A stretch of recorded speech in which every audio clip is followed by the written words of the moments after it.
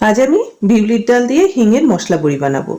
বাজার থেকে যেসব বড়ি আমরা কিনে খাই তার থেকে এই বড়ির স্বাদ এবং গুণমানের দিক থেকে অনেকই বেটার হয়। আর বানানো যে খুব কঠিন তা কিন্তু একদম নয়। সহজেই সকলে এই বড়ি বাড়িতে কিভাবে বানাবেন রইল আজ তারই প্রণালী।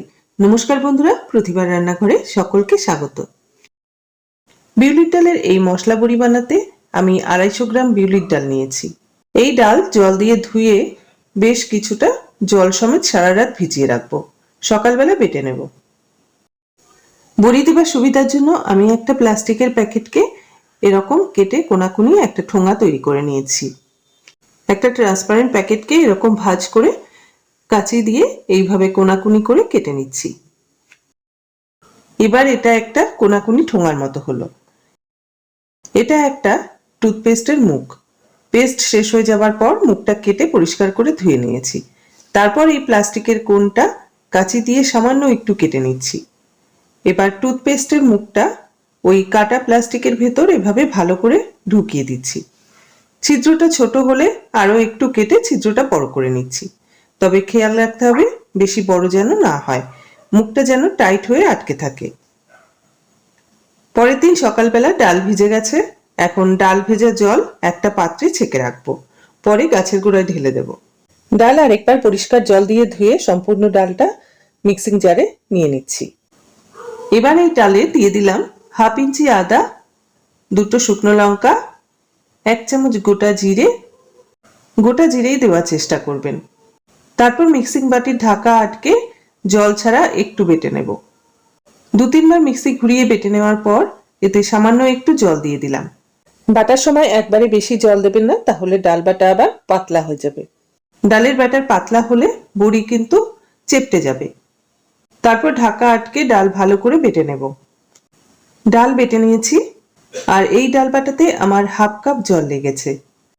একটা পাত্রে ডাল বাটা নিয়ে ডাল ভালো করে ফেটিয়ে নেব। আমি ইলেকট্রিক বিটার দিয়ে ডাল ফেটিয়ে নিচ্ছি, আপনারা চাইলে হাত দিয়েও ফেটিয়ে নিতে পারেন। বিউলির ডাল ফেটাতে একটু বেশি সময় লাগে, তাই খুব ধৈর্য ধরে ফেটাতে হবে। ভালো করে যদি না ফেটানো হয় বড়ি আবার ভালো হবে না, সেদ্ধ হতে সমস্যা হবে। ডাল ততক্ষণ ফেটাতে হবে যতক্ষণ না ডালের কালার চেঞ্জ হচ্ছে আর ডালটা ফ্লাফি হচ্ছে। ফেটাতে ফেটাতে ডালের কালার অনেক লাইট হয়ে গেছে। ডাল অলমোস্ট ফেটানো হয়ে গেছে। এখন এই ডালে দিয়ে দিচ্ছি 1/2 চামচের মতো হিং। হিং দিলে বড়ির টেস্ট অনেক বেড়ে যায়। আবারও 2-3 মিনিট ফেটিয়ে নিচ্ছি। এখন ডাল ঠিকঠাক ফেটানো হয়েছে কিনা চেক করে নিচ্ছি। একটা কাপে জলের মধ্যে কিছুটা ডাল বাটা ফেলে দেখে নিচ্ছি। ডাল বাটা দেখুন জলের মধ্যে ভেসে রয়েছে। বড়ি দেবার জন্য ডাল ফেটানো একদম পারফেক্ট হয়েছে। এবার বড়ি দেবার জন্য একটা থালাতে সামান্য ঘি দিয়ে ভালো করে থালাতে ঘি মাখিয়ে নিচ্ছি। এতে বড়ি শুকিয়ে গেলে তুলতে সুবিধে হবে। থালার বদলে আপনারা সুতির সাদা কাপড়ে বা নেটের ওপরেও বড়ি দিতে পারেন। এবার এই ফেটানো ডাল বাটা খানিকটা করে এই ঠোঙাতে নিয়ে নিচ্ছি।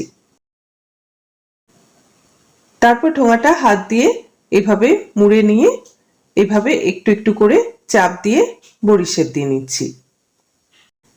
বড়ির সাইজ এখন দেওয়ার সময় যেরকম সাইজের দিচ্ছি রান্নার পরেও এই সাইজেরই থাকবে, কিন্তু শুকিয়ে গেলে অনেকটা ছোট হয়ে যাবে।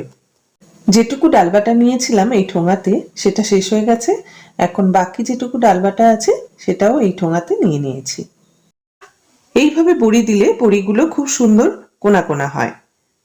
যে কেউ এটা দিতে পারবে আর হাতেও লেগে যাবে না। পালং শাকের চচ্চড়ি, শুক্তো এগুলোতে যেমন মটর ডালের বড়ি ভালো লাগে, তেমনি আবার ঝোলে এই বিউলির ডালের হিঙের মশলা বড়ি দুর্দান্ত লাগে। বড়িগুলো দেওয়া হয়ে গেছে। আমি যে পরিমাণ ডাল নিয়েছি তাতে আমার একটা বড় আর একটা ছোট থালা লেগেছে। এখন এগুলো ছাদে রোদে শুকোতে দেব। বড়ির থালাগুলো ছাদে রোদে দিয়েছি। এখন ছাদে সারাদিন যতটা শুকিয়ে যায় যাবে, না হলে কাল আবার রোদে দেব। বড়ি সবসময় চেষ্টা করবেন সকাল সকাল দেবার, তাহলে সারাদিনের পুরো রোদ্দুরটা পাবে। আবার শুকোনোর জন্য যদি কম রোদ্দুর পায় তাহলে কিন্তু বড়ি আবার টকে যেতে পারে, তাই জন্য সকাল সকাল বড়ি দেবার চেষ্টা করবেন। বড়িগুলো কাল পুরোপুরি শুকোয়নি, তাই আজ সকালবেলা আবার রোদে দিয়েছি। মটর ডালের বড়ির ভিডিও আমার চ্যানেলে আছে, চাইলে দেখে নিতে পারেন। আমি আই বাটনে তার লিঙ্ক দিয়ে দেব। এখন দুপুর 12টা, বড়িগুলো শুকিয়ে গেছে, দেখুন থালা থেকে উঠে আসছে। আর শুকিয়ে গেছে বলেই বড়িগুলো একটু হাত দিয়ে চাপলেই ভেঙে যাচ্ছে। ভেতরে যদি একটুও কাঁচা থেকে থাকে তার জন্য বড়িগুলো উল্টে দিচ্ছি। বড়িগুলো উল্টে সবগুলো বড়ি একটা থালায় নিয়ে রোদে রেখে দিচ্ছি। এখন রোদ পড়ে গেছে, বড়িগুলোও শুকিয়ে গেছে। আমার এখনকার এই সময়ে মানে ডিসেম্বরের এই সময়ে এই বড়ি শুকোতে 2 দিন লেগেছে। এখন একটা এয়ারটাইট কন্টেনারে এই বড়িগুলো ভরে নিচ্ছি। নিজের হাতে ঘরে তৈরি এই খাঁটি বড়ির স্বাদ কিন্তু একদমই আলাদা। যারা বড়ি ভালোবাসেন তারা একবার অন্তত এইভাবে বড়ি বানিয়ে খাবেন, আশা করি আপনাদেরও ভালো লাগবে।